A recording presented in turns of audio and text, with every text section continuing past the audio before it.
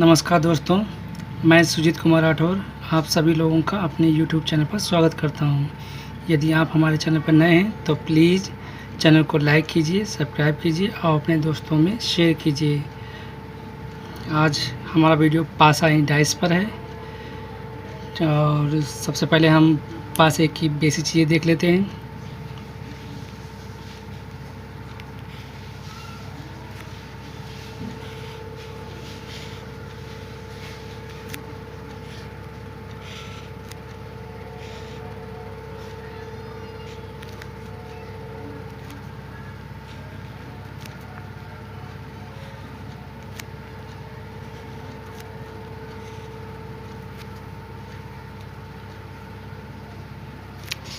Diagram कुछ अच्छा नहीं बनाए, चलिए काम से चलाते हैं। ये इसके फेस होते हैं, फेस यानी फलक।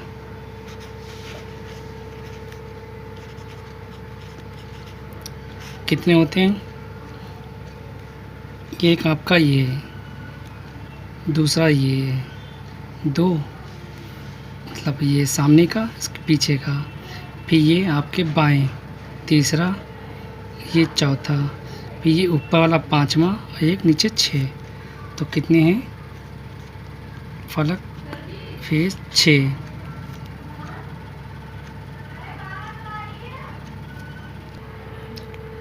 तो फिर से देख लेते हैं, फेस में कितने? 6।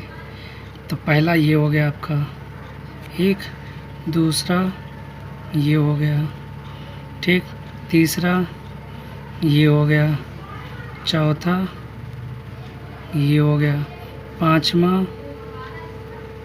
ये हो गया और छठा नीचे बॉटम।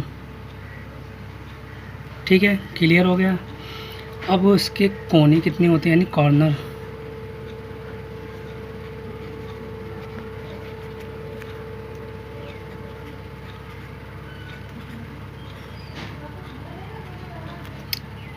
गिन लेते हैं, कोने कितने होते हैं। देखिए, 1 2 3 4 5 6 7 ये 8। ठीक है, यहाँ पर 3 रेखाएं मिल रही हैं, ये कॉर्नर है। तो कॉर्नर में कितने हैं? 8। अब आते हैं एज में, यानी किनारे।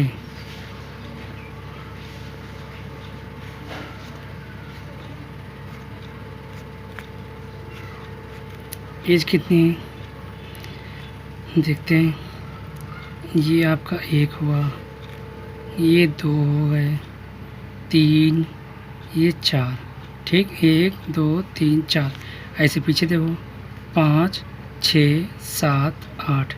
ठीक है, फिर 9 10 11 12। तो कितने हैं? 12। फिर से समझ लेते हैं किनारे का।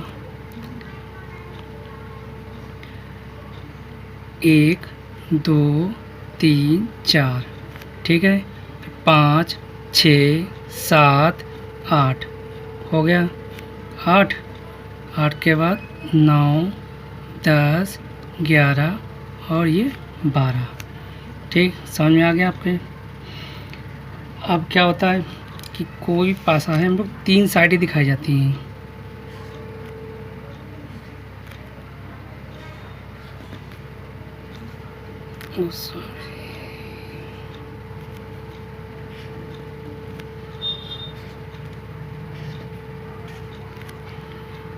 ठीक है, तो ये तो आपका टॉप होता है। ठीक है, ये आपका फ्रंट होता है और ये राइट होता है। ठीक है, अब इसके हम प्रकार देख लेते हैं, पासे के प्रकार।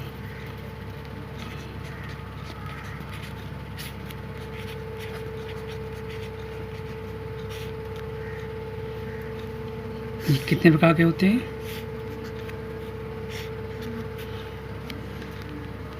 ये दो प्रकार के होते हैं, मानक पासा। मानक को कहते हैं स्टैंडर्ड,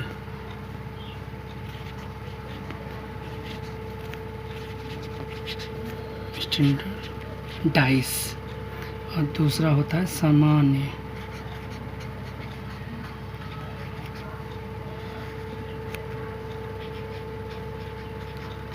सामान्य पासा जिसे कहते हैं जनरल डाइस। आपने पहचाने कैसे,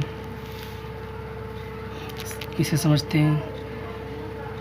मानक पासा जो है, इसमें कह सकते हैं जब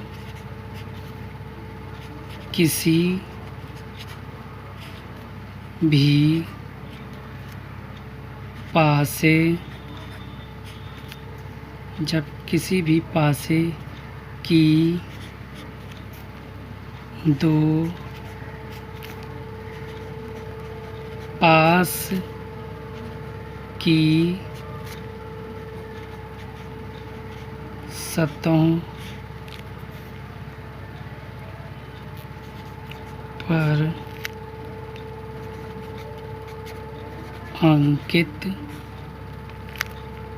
अंकों का योग सात नहीं होता है। तो मानक पासा क्या होता है, जब किसी भी पासे की दो, पास की मतलब नज़दीक की सतहों पर अंकित अंकों का योग सात नहीं होता है। इसको समझ लेते हैं।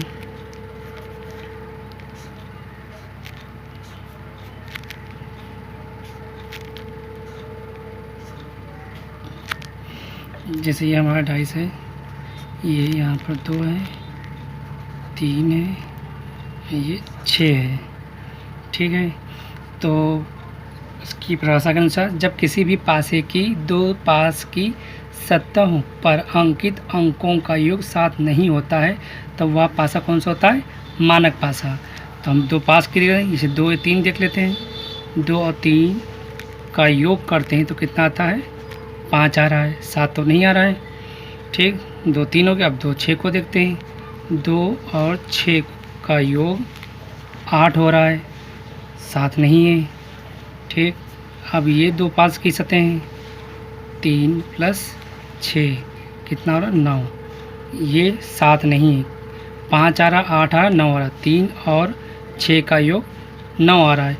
यानी किसी भी दो सतहों का योग यहाँ पर 7 नहीं है, तो ये क्या है, हमारा मानक पासा है।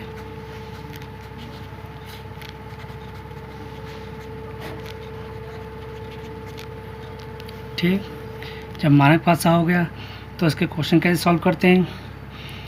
तो इसमें क्या होता है, फिर इसमें विपरीत, मतलब मानक पासा में विपरीत सतहों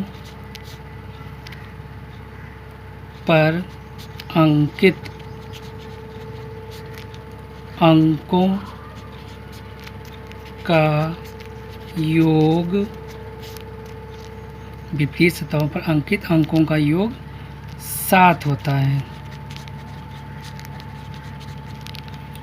ठीक है, जिसे क्वेश्चन दे दिया, कोई डाइस दे दिए हैं आपको, तो सबसे पहले हम पहचानेंगे कि ये मानक पासा है। जब मानक पासा हम पहचान लेंगे, तब अगर वो पूछता है, जैसे उसने पूछ लिया कि 2 का विपरीत बताइए, तो 2 का विपरीत क्या हो जाएगा कि जिसे जोड़ने पर 7 आ जाए, तो 2 में 5 जोड़ने पर 7 आता है, तो 2 का विपरीत क्या हो जाएगा, 5 हो जाएगा।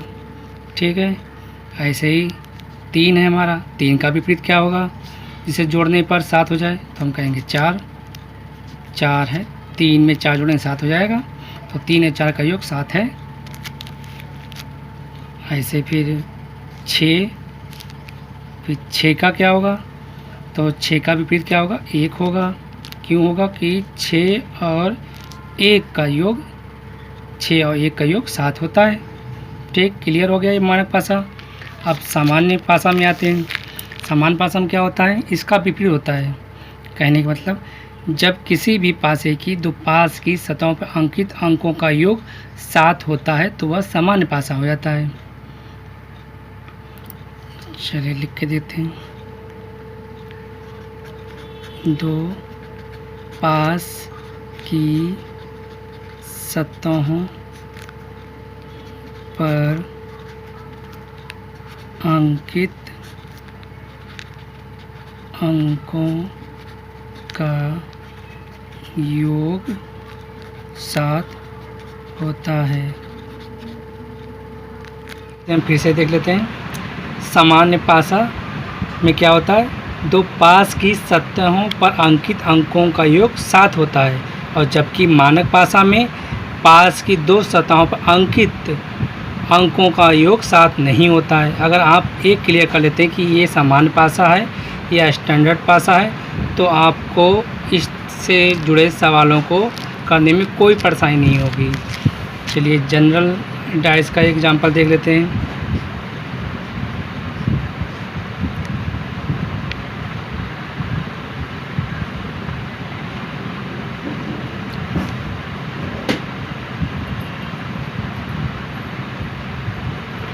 ठीक है, ये टॉप, ये हमारा फ्रंट और ये हमारा राइट।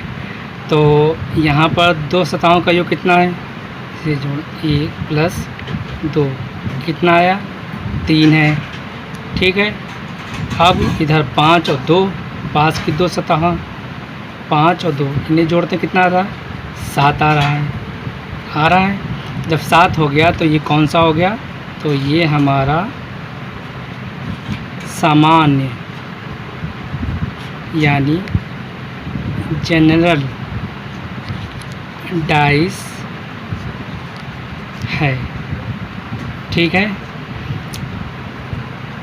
अब हम लोग पासे के कुछ क्वेश्चन देख लेते हैं। जैसे इसमें दिया है किसी पासे की 4 स्थितियां दी गई हैं, तो 6 के पीछे वाले फलक पर कौन सा अंक होगा? किसी पासे की 4 स्थितियां दी गई हैं, तो 1 2 3 4, तो 6 के पीछे वाले फलक पर कौन सा अंक होगा, ये हमें बताना है। तो सबसे पहले क्या करेंगे? सबसे पहले हम ये पहचानेंगे कि ये स्टैंडर्ड है या जनरल है। तो पहली स्थिति में देखते हैं, पास के 2 अंकों का योग, तो 6 प्लस 3 कितना आया? 9। 6 3 को जोड़ने पर 9 आ रहा है। ठीक है, इन दोनों जोड़ दिया। अब 6 और 2 को देखते हैं। 6 और 2 को जोड़ने पर कितना आता है? 8 आ रहा है। ठीक है, 6 और 2, अब बचा है 3 और 2। अब इसे भी जोड़ लेते हैं। 3 और 2 जोड़ने पर हमारा आता है 5। फिलहाल अभी तो ये जनरल दिख रहा है, आगे देखते हैं। Sorry, general, standard. अब इसमें देखते हैं, इस वाले में इधर है हमारे 6 और 4। 6 4 कितना हो गया? 10। ठीक है, अब इन दो सतहों का योग करते हैं। 2 प्लस 4 कितना हो गया? 2 4 6। ठीक है, अब 2 4 भी हो गया, 6 4 भी हो गया। अब कौन बचा है? 6 और 2। 6 और 2 जोड़ने में कितना आ रहा है? 8। ठीक, इससे भी देख लेते हैं। 5 और 4, 5 और 4 का योग कितना हो गया? 9। 5 और 4, अब इधर 6 और 4 का जोड़ के देखते हैं। 6 और 4 को जोड़ा तो कितना आया? 10। पहले 5 4 को जोड़ा 9, और 6 4 को जोड़ा 10। इसमें मतलब नहीं, कोई पहले 2 अंकों को जोड़ सकते हैं आप। 6 4 हो गया। अब बचा हमारा 5 और 6। 5 और 6 का योग कितना होता है? 11। ये भी स्टैंडर्ड। ठीक, क्योंकि 7 आ ही नहीं रहा। 7 आता तो हमारा क्या हो जाता? अगर 2 सतहों का योग 7 आता तो क्या हो जाता? जनरल हो जाता। ठीक है, इसमें देखते हैं 1 और 2, 1 और 2 का योग कितना हो गया 3। अब 1 और 4 देख लेते हैं, 1 और 4 का योग 5।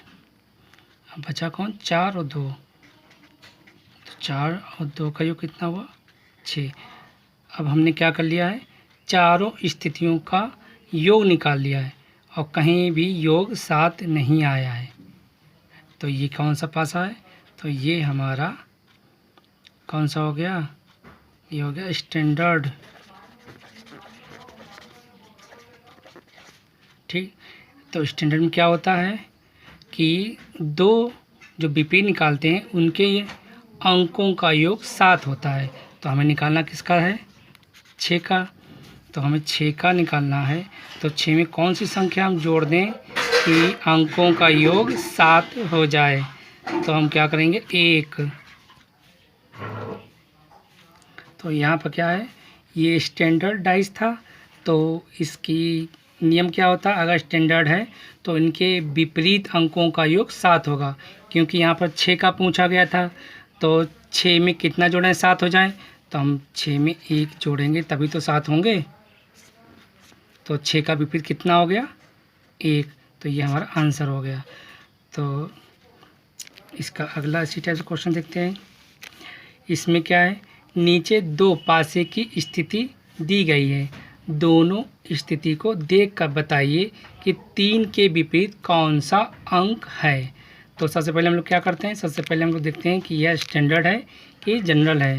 तो पहले अंकों का योग करते हैं 2 और 3, इसमें देखते हैं 2 और 3 कितना हुआ 5 हुआ। 2 3 को जोड़ने पर कितना हो रहा है 5। अब हम 4 और 3 को जोड़ते हैं, ये 7 हो गया, ये 7 हो गया। तो ये हमारा जनरल हो गया है, सामान्य पासा। इसे भी चेक कर लेते हैं। वैसे अगर 2 आकृति दी हों या 3 आकृति दी हों, इनमें से कोई भी अगर जनरल आ जाता है तो उसमें जनरल का नियम लगाएंगे। तो क्या होगा, पहले इसे हम चेक कर लेते हैं।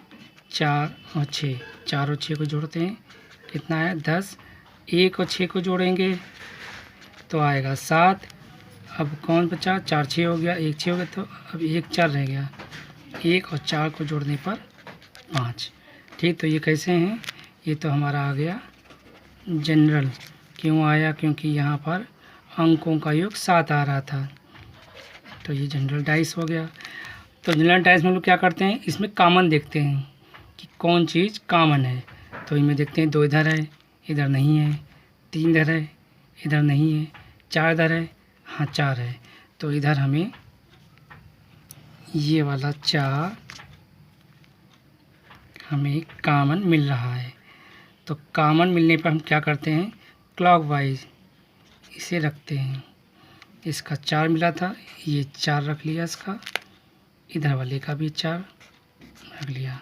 तो 4 के क्लॉकवाइज ऐसे चलेंगे जब,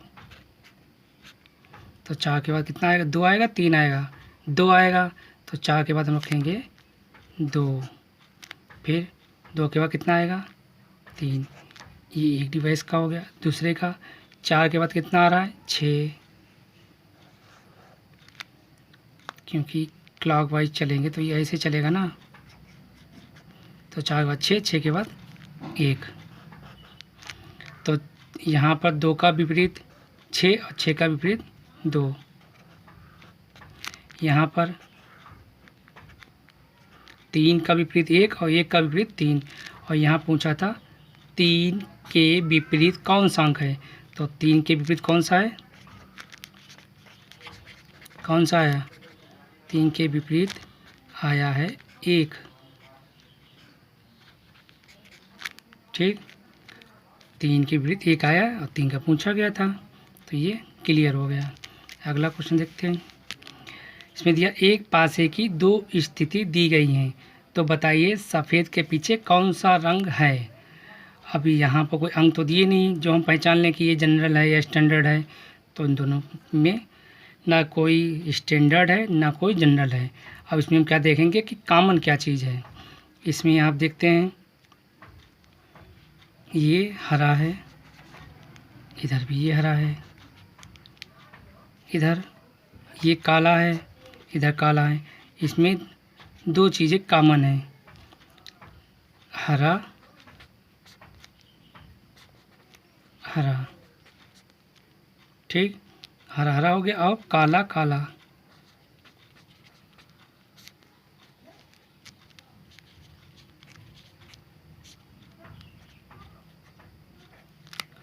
एक पासे की दो स्थिति दी गई है, तो बताइए सफ़ेद के पीछे कौन सा रंग है। तो हरा ही दे रखा है, तो दोनों में कॉमन हरा हरा हो गया, काला काला।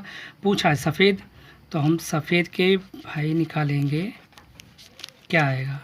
तो बचा कौन, सफ़ेद के आगे सफ़ेद का पीला बच रहा है, क्योंकि हरा हरा कॉमन हो गया, पीला काला काला कॉमन हो गया, तो सफ़ेद का पीछे होगा पीला। तो सफ़ेद के पीछे है पीला। समझ में आई बात। फिर से देख लेते हैं। इसमें क्वेश्चन था एक पासे की दो स्थिति दी गई हैं, तो बताइए सफ़ेद के पीछे कौन सा रंग है। ये डाइस दे रखी थी, एक ये दूसरा ये, तो इसमें कोई अंक तो दिए नहीं थे जिसे हम पहचान लें कि ये स्टैंडर्ड है ये जनरल है, तो ये नियम नहीं लगा। तो इसमें हमने क्या देखा, कॉमन क्या है। दोनों हमें हरे हरा, ये हरा मिला, इधर हरा मिला, कॉमन हो गया। इधर काला, तो हरा हरा काला काला कॉमन हो गया। तो बचा कौन, सफ़ेद। सफ़ेद का अपोजिट यानी दूसरी तरफ की पीला होगा, क्योंकि इसने पूछा सफ़ेद के पीछे कौन सा रंग है, तो सफ़ेद के पीछे पीला रंग होगा। ओके, धन्यवाद।